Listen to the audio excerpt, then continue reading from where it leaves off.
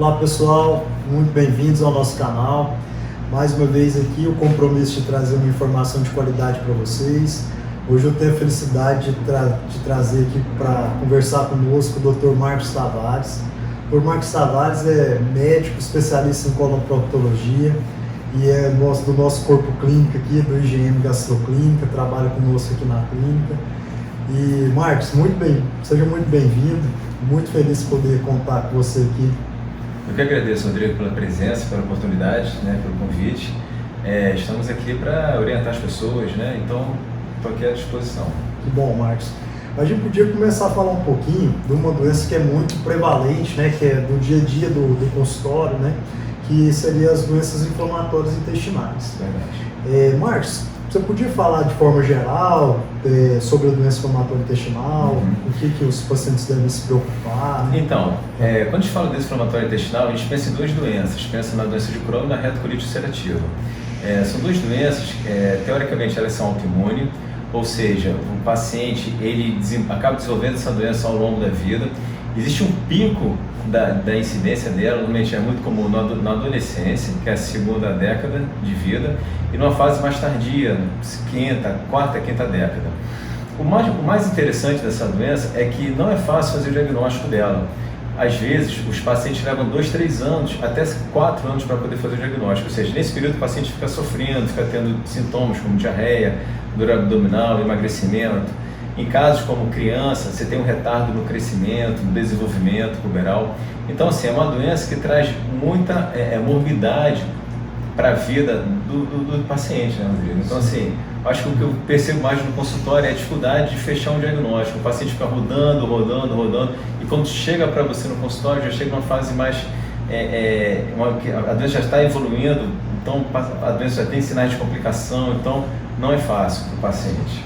E Marcos, por exemplo, uma pessoa então que tem episódios de diarreia, quanto que ele deve preocupar e procurar um especialista em coloproctologia, para ver às vezes quando o quadro é mais arrastado ou não, ou às vezes é mais intermitente. Você podia dar uma orientação para aquelas pessoas que Então, normalmente a diarreia ela tem algumas etapas, Quando a diarreia dura 3 a 5 dias, é uma infecção viral, você comeu alguma coisa ou bebeu alguma água que estava contaminada, então não requer tanta preocupação, porque ela vai melhorar.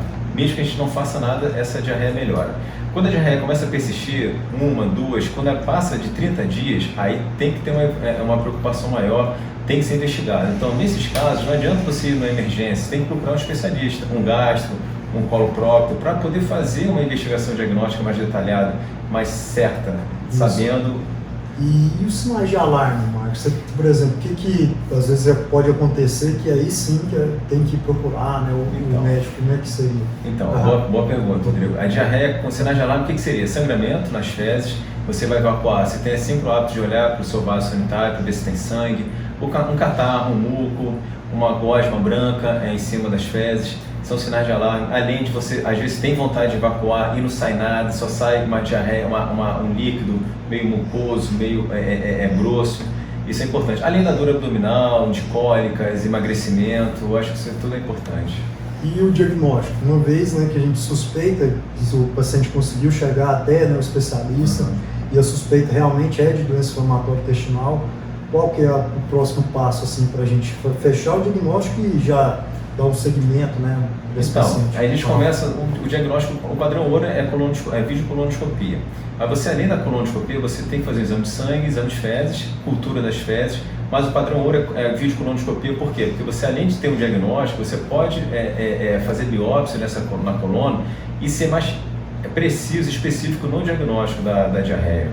Legal. É importante. E algum exame de sangue é recomendado também? Alguma coisa? Sim. Exame de sangue, um hemograma completo, uma bioquímica, marcadores inflamatórios como proteína C reativa, VHS, exame de fezes como a calprotectina fecal. Hoje a gente usa muito como um ponto de corte. Cultura das fezes, você tem que descartar parasitose. Então, assim, eu acho que, na verdade, o diagnóstico da doença inflamatória se passa por 5 etapas. O sintoma do paciente, exame de sangue com os marcadores inflamatórios, a colonoscopia com a biópsia, o resultado dessa biópsia e algum exame de imagem, dependendo do comportamento dessa diarreia, se você vê onde que ela mais está comprometendo mais o paciente, você pede um exame de imagem. Muito bom, Marcos, ficou bem esclarecedor. E assim, uma vez feito o diagnóstico, né, como é que a gente segue esse paciente? Como é o tratamento, como é o prognóstico, né? Então, a doença inflamatória é uma doença, assim, na maioria das vezes, o tratamento é clínico. Mas a gente não pode esquecer que em algumas situações esse paciente vai ser submetido à cirurgia. Mas antes de falar sobre cirurgia, para não afastar, não deixar o paciente um pouco amedrontado, normalmente a gente usa existe um medicamento, existe uma linha de medicamentos que a gente tem que seguir etapas, existe uma hierarquia. Eu não posso começar a fazer corticoide em qualquer paciente, dependendo se for retocolite ou se for doença de Crohn. O tratamento clínico ele é muito parecido, mas existem algumas particularidades. Mas, assim, teoricamente, para a retocolite a gente usa muito a mesalazina, e para a doença de Crohn a gente usa bastante corticoide. O problema todo é que às vezes o paciente ele usa o corticoide por muito tempo. E a gente sabe os efeitos colaterais do corticoide. Então, assim, o corticoide é para usar só na fase de indução, ou seja, 2 meses, 3 meses no máximo. Agora, a mesalazina, você tem outros imunossupressores como a azatioprina, eles ajudam bastante a melhorar a qualidade de vida do paciente. Em algumas situações, em até 20% dos pacientes, a gente usa os medicamentos mais novos, são chamados de biológicos. Esses são medicamentos, são anticorpos monoclonais, são medicamentos que eles vão ajudar muito o paciente a melhorar os sintomas, ter uma qualidade de vida, cicatrizar a mucosa. Então, assim, hoje a doença inflamatória a gente pode dizer que ela era uma antes do biológico e se tornou outra depois do biológico. Então, o biológico revolucionou o tratamento da doença inflamatória. Isso é excelente, né? A gente pode oferecer uma qualidade de vida melhor, né, Marcos? O paciente sofre muito até fazer o diagnóstico, né? E se for cuidado de forma adequada, com as medicações adequadas, como o Dr. Marcos já colocou, a gente consegue dar uma qualidade de vida muito boa. O paciente vem sofrendo já por muito tempo, né? Então é um conforto para ele, para a gente também poder ajudar, né? Sim. Então é uma coisa muito boa. Então, né? O importante de quem tem doença inflamatória é que às vezes o paciente pode estar assintomático, mas ele pode estar inflamado por dentro, o intestino dele pode estar inflamado. Então por isso que é importante o acompanhamento, a realização de exames, da colonoscopia, porque às vezes o paciente, ele vai no teu consultório, não está sentindo nada, mas você tem que continuar acompanhando, e a gente tem que orientar o paciente de que ele pode, a cicatrização, o tratamento pode não estar sendo eficaz mesmo que esteja havendo uma melhora dos sintomas. Então, isso é importante, o paciente ter essa consciência. E esse manejo é muito importante mesmo, porque às vezes tem a remissão clínica, mas não tem, né, a remissão da doença ainda, endoscópica da doença. Esse detalhe é muito importante, por isso o segmento, né? Então o paciente que tem esse tipo de doença, ele não pode achar que está bem e afastar completamente do acompanhamento médico, né? E teoricamente a doença é uma doença que a gente não tem cura. A gente costumo falar com o paciente, é uma doença crônica, que tem como você tratar e você ter e ficar assintomático. Eu faço comparação com pressão alta, com hipertensão arterial, com o diabético. O paciente é uma doença, teoricamente, a hipertensão, em algumas situações ela não tem como você ficar curado dessa doença, mas tem como você manter os níveis pressóricos normais. Então, assim, é o que eu falo para o paciente com doença inflamatória. Ele tem como deixar o seu intestino bom, funcionando bem, sem diarreia, você indo trabalhar, fazendo atividade física, viajando, sem problema nenhum. Que ótimo, muito bom, né? Marcos, e assim, eu acho que a gente pode aproveitar o momento também, até porque pode ser uma complicação da própria doença inflamatória intestinal e é uma doença que a gente pode, de certa forma, prevenir, né, e fazer um tratamento curativo. Comenta um pouquinho sobre o câncer de intestino, câncer de cólon. Acho que é um momento importante para estar esclarecendo também para os nossos amigos que estão nos assistindo aqui. Então, o câncer de colo retal é o terceiro câncer mais comum no homem e o segundo na mulher. É um câncer que é muito comum nos países desenvolvidos. E aqui no Brasil, o Brasil é um continente, então você tem alguns lugares no Brasil que está em primeiro lugar nos tumores mais acometidos. Então, assim, como é que eu costumo falar com os pacientes? O que eu falo para eles? A doença inflamatória é um fator de risco para câncer. Mas, assim, se esse paciente está em tratamento, ele está com a mucosa cicatrizada, essa cicatrização da mucosa eu descubro através de exame de fezes e através da colonoscopia, esse paciente está em remissão, assintomático, com a mucosa cicatrizada, o risco desse paciente ter câncer é muito baixo, muito baixo. Agora, se esse paciente não está tratando, largou de mão o tratamento, o risco aumenta muito. Então, quando o paciente tem doença inflamatória, esse paciente tem que ficar fazendo a colonoscopia a cada 2, 3 anos, na grande maioria das vezes. Quando ele passa de 8 anos de doença, ou seja, ele tem esse diagnóstico de retocolite ou doença de Crohn por mais de 8 a 10 anos, aí a frequência do exame é a cada ano, é anual. Isso é muito importante, por quê? Porque esse paciente a gente tem que fazer a colônica com biópsia, ou seja, é um exame demorado, não pode ser feito em qualquer lugar, tem que ser feito por um especialista, por um médico que entende, que sabe tratar, fazer o diagnóstico e tratar a doença. Hoje em dia existem colonoscopistas que só fazem esse tipo de exame nesses pacientes. Então, assim, por quê? Porque você tem que usar um produto diferente no exame, você tem que usar um corante diferente. Então, assim, não é um exame fácil, não é um exame que leva mais ou menos 40 a 60 minutos. Então, assim, tem que tomar muito cuidado. Então, tem que ser feito numa boa clínica, tem que ser feito por um bom profissional e tem que ser conversado com o paciente, porque tem que ser feito todo ano a partir de 8 anos da doença. Isso é muito importante, essa colocação, porque hoje em dia, né, as pessoas realmente têm que buscar conhecer o profissional que vai fazer o seu exame, né? Ver se ele é realmente especialista na área, né? Se tem atuação na doença inflamatória. E o local do exame também é importante. A gente sabe que há grande diferença, sim, entre centros de realização de exame, né? Então, ver a formação de quem vai cuidar de você é importantíssimo, né? E uma coisa importante, a gente pode puxar também o gancho para a população de forma geral, né, Marcos? Talvez não aquele que tem doença inflamatória intestinal, mas está assistindo a gente, quando que uma pessoa, um risco populacional, deve procurar um coloproctologista para estar fazendo um exame de colonoscopia para prevenir o câncer de colo?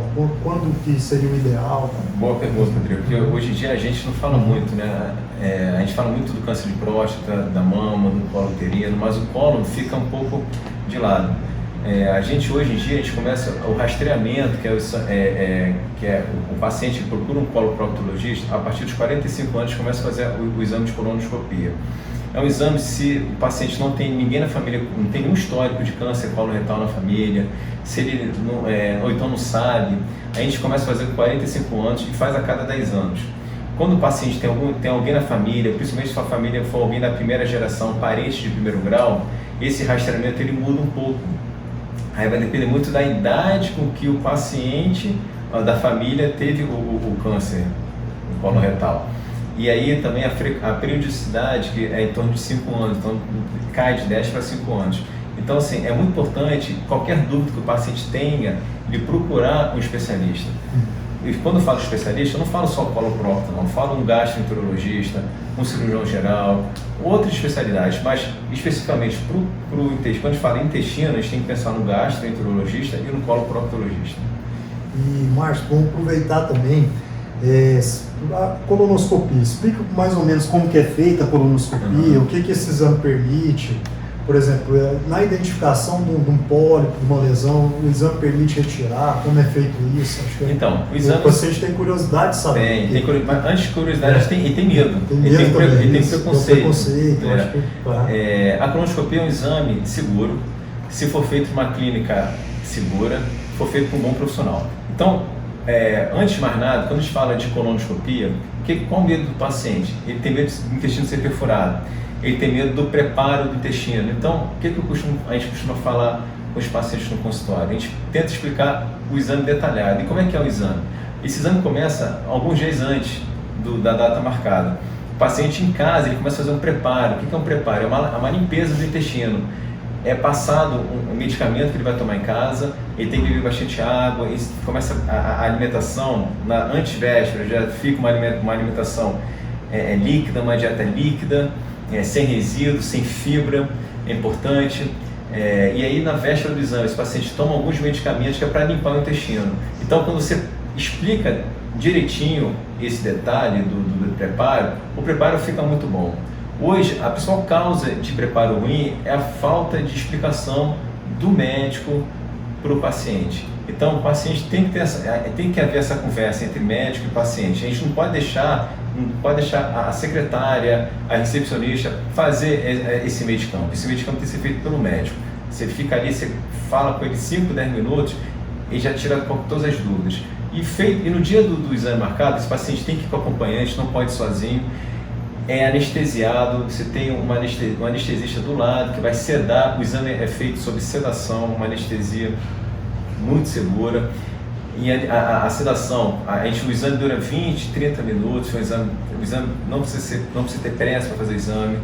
E esse exame, a gente faz o exame, o paciente acorda, acabou o exame, o paciente já acorda, ele fica alguns minutos em observação, a paciente sai acordada da clínica e ele vai embora. Nesse dia ele não pode trabalhar pelo efeito do medicamento que foi aplicado nele.